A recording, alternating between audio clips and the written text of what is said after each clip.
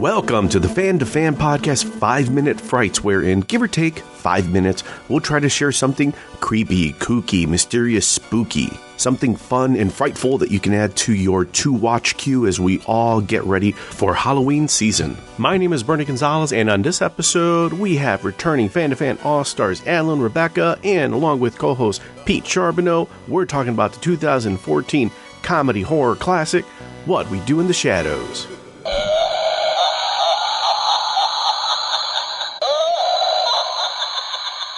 When you get the 4 vampires in a flat, obviously there's going to be a lot of tension. You have not done the dishes for 5 years. It's unacceptable to have so many bloody dishes.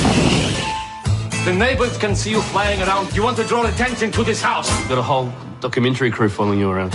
You will not notice anything out of the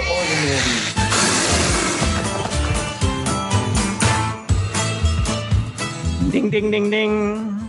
That would definitely be on my list as well. But we stumbled upon it, and it is a vampire-based mockumentary that we immediately fell in love with. The genius of Jermaine Clement and Taika Waititi can't be beat. Fantastic. There's so much deadpan humor along with actual brutal violence. You go for a little while in What We Do in the Shadows thinking, okay, this is ridiculous. These guys are all goofballs. Like aside from Peter in the basement, who they feed live chickens to, who is the scariest comic relief a movie has ever had. It's wonderful. But so you think to yourself, this is a safe movie, right? This is a funny vampire movie. And then people start getting killed. These vampires, well, they're funny and they're cute. They have these really weird idiosyncrasies about themselves. They kill, and they kill in very vicious, bloody ways. And then it gets even deeper when a cameraman gets killed in the confrontation with the werewolves. So now someone who's part of the filming crew is dead as well. And I that always sort of stuck with me. That What We Do in the Shadows is legitimately some of the funniest filmmaking I've ever seen in my life, and one of the most original ideas I've ever come across. It sticks to the fact that it is a vampire movie, and vampires are dangerous. Don't hang around them too much. As cool as they seem, you probably don't want to become a familiar. Yeah. Although I think Pete is probably already a familiar. Yes, our Pete. Definitely familiar. He's got the look, but yeah, no. So I'm familiar with the movie. This is a movie that's what a familiar would say, Pete. 2 spin-offs. We have What We Do in the Shadows, I think it's FX TV show. Amazing. But there's also a show that's based on, there's a quick scene with the vampires and the werewolves with the police officers, and that made its own spin-off show. They do such a good job of leaning into that Christopher Guest mockumentary satire that's as much humor as it is authentic.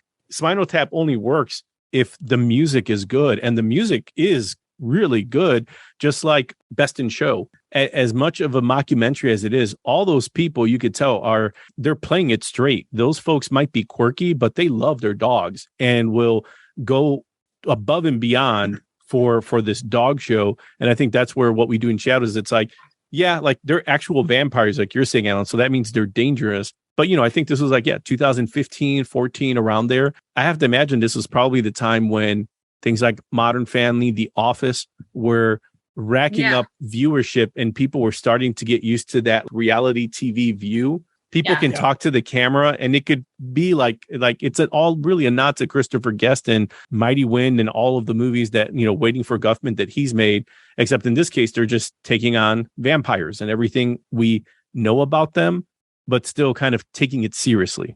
It's just brilliant the way that they do the send up of all the vampire lore. Like that was what kept getting me. I mean, it's just nonstop from trying to get into a club in Wellington and having to be invited in, and they're like basically like trying to lead the bouncer into inviting them in, and the bouncer's just not getting it, so they can't get into the club they want to go to. Because they don't cast a reflection, they have to literally like sketch out what each other's wearing before they go out for the night and like show them so they can decide if that's what they want to look like. I just, I was fortunate enough when I was living in DC at the time, and we had 2 independent theaters. So this was playing at the East Street Cinema, and it somehow got on my radar. So I got to see it in the theater.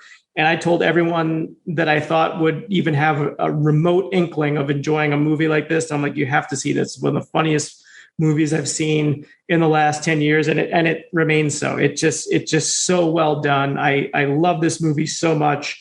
The TV series, which just wrapped up, I think season 4, is phenomenal. There's some crossover with the movie, but by and large, it's its own thing. And there's just so Nick the vampire. I mean, come on! Like when he he first tries to come in the window when they first turn him into a vampire, and he's like coming in like feet first, and he's like, it's so fucking funny. The movie is so fun, and then but there's like a sweetness to it as well, right? Because they're like these flatmates that have to get along together. Mm-hmm. Like Nick is loving the fact that he's a vampire, and then his best mate Stu, who is just like seems to like barely have a pulse, and he's like, I'm a vampire, so I should eat my stew, but he's my best mate, so I don't want to eat him. And Stu's just kind of sitting there like, and the conflict of like vampire and werewolf, where we kind of get that. I mean, Reese Darby later in the movie, and his little scene. Oh wow, yes.